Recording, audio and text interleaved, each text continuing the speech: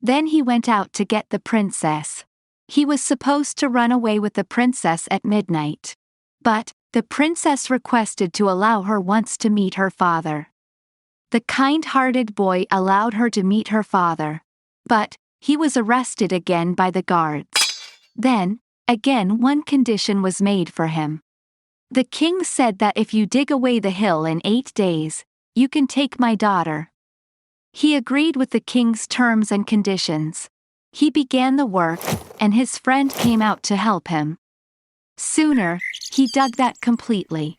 The young man went away from that palace with the beautiful woman and reached the castle. He showed the beautiful princess and asked for the golden horse.